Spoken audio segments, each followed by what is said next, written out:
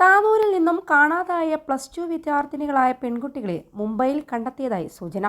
വിവരത്തിന്റെ അടിസ്ഥാനത്തിൽ താനൂർ പോലീസ് 4 സംഘങ്ങളായി മഹാരാഷ്ട്രയിലേക്ക് തിരിച്ചിട്ടുണ്ട്. പെൺകുട്ടികളുടെ നമ്പറിലേക്ക് വിളിച്ച എടവണ്ണ സ്വദേശിയുടെ കൂടെയാണ് ഇവർ മുംബൈയിലെത്തിയതെന്നാണ് നിഗമനം. ടെക്സ്റ്റൈൽസ് മേഖലയിൽ ജോലിയെടുക്കുന്ന എടവണ്ണ സ്വദേശി ഇൻസ്റ്റഗ്രാം വഴിയാണ് പെൺകുട്ടികളുമായി സൗഹൃദം സ്ഥാപിക്കുന്നത്.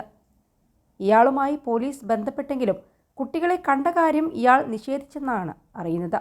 ഇതിനിടെ മുംബൈയിലെ ഒരു ബ്യൂട്ടി പാർലറിൽ ഇവരെ കണ്ടതായി വിവരം ലഭിച്ചതിനെ തുടർന്ന് മുംബൈ പോലീസ് സ്ഥലത്തെത്തിയെങ്കിലും മലയാളിയായ ബ്യൂട്ടി പാർലർ ഉടമയുടെ സഹായത്തോടെ പിൻവാതിൽ വഴി ഇവർ രക്ഷപ്പെട്ടു എന്നാണ് അറിയാൻ കഴിയുന്നത്.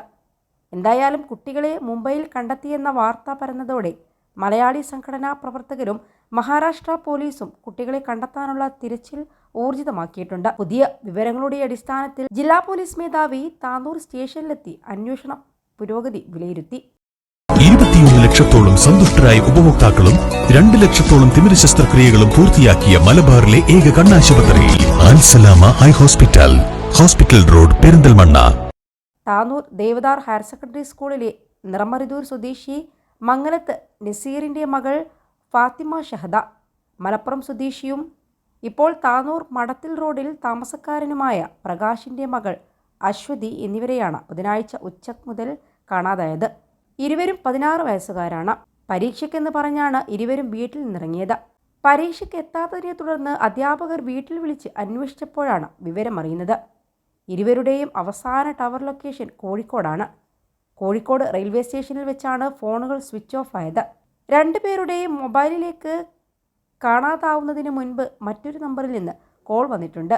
എടവണ്ണ സ്വദേശിയുടെ പേരിലുള്ള സിം കാർഡിൽ നിന്നാണ് കോളുകൾ വന്നിരിക്കുന്നത്. എന്നാൽ ടവർ ലൊക്കേഷൻ മഹാരാഷ്ട്രയിലാണ് കാണിക്കുന്നത്. നിലവിൽ കോഴിക്കോട് കേന്ദ്രീകരിച്ചാണ് അന്വേഷണം നടക്കുന്നത്. അതിനിടെ പെൺകുട്ടികൾ തിരൂർ റെയിൽവേ സ്റ്റേഷനിൽ എത്തിയ CCTV ദൃശ്യങ്ങൾ റെയിൽവേ സ്റ്റേഷനിലെ CCTVയിൽ പതിഞ്ഞിട്ടുണ്ട്. പരീക്ഷാ പേടി കൊണ്ടായിരിക്കില്ല മക്കൾ പോയതെന്നും അത്തരത്തിലുള്ള പേടി ഉണ്ടായിരുന്നില്ലെന്നും ഫാത്തിമ ഷഹദയുടെ മാതാപിതാക്കൾ പ്രതികരിച്ചു. പഠനത്തിൽ പിന്നോക്കം നിൽക്കുന്ന കുട്ടികൾക്കുള്ള പ്രത്യേക പരീക്ഷ സ്കൂളിൽ നടക്കുന്നുണ്ടായിരുന്നു. ഈ പരീക്ഷയ്ക്കെന്ന് പറഞ്ഞാണ് ഇരുവരും വീട്ടിൽ നിന്നിറങ്ങിയത്.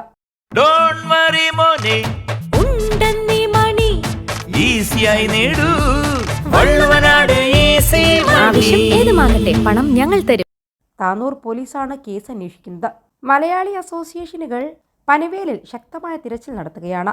പനവേലിൽ സമീപമുള്ള സലൂണിൽ പെൺകുട്ടികൾ മുടിവെട്ടിയതിൻ്റെ CCTV ദൃശ്യങ്ങളും പോലീസിന് ലഭിച്ചിട്ടുണ്ട്. മുംബൈ മലയാളി അസോസിയേഷന്റെ സഹായത്തോടെ അന്വേഷണം പുരോഗമിക്കുകയാണ്. അതേസമയം പെൺകുട്ടികൾക്കൊപ്പം പോയെന്ന് കരുതുന്ന യുവാവിൻ്റെ വിവരങ്ങൾ നേരത്തെ പോലീസിന് ലഭിച്ചിരുന്നു. കുട്ടികളെ കോഴിക്കോട് റെയിൽവേ സ്റ്റേഷനിൽ നിന്ന് പരിചയപ്പെട്ടെന്നാണ് യുവാവ് പോലീസിനോട് പറഞ്ഞത്. എന്നാൽ കുട്ടികളെ യുവാവ് ഇൻസ്റ്റഗ്രാം വഴിയാണ് പരിചയപ്പെട്ടതെന്ന് പോലീസ് പറയുന്നു. തുടർന്ന് ഇവർ മുംബൈയിലേക്ക് പോകുന്നു എന്നറിഞ്ഞപ്പോൾ ഇയാൾ കോഴിക്കോട് സ്റ്റേഷനിൽ എത്തുകയായിരുന്നു. പെൺകുട്ടികളെ പോലീസ് പിന്തുടരുന്നത് മനസ്സിലാക്കിയതോടെ റഹീം നാട്ടിലേക്ക് തിരിച്ചുവരാൻ ഒരുങ്ങുകയായിരുന്നു. എന്നാൽ പോലീസ് നിർദ്ദേശപ്രകാരം നിലവിൽ ഇയാൾ മുംബൈയിൽ തന്നെ തുടരുകയാണെന്നാണ് സൂചന. പെൺകുട്ടികളെ കണ്ടുകിട്ടുന്നതുവരെ യുവാവ് മുംബൈയിൽ തന്നെ തുടർന്നേക്കുമെന്നാണ് ലഭ്യമായ വിവരം.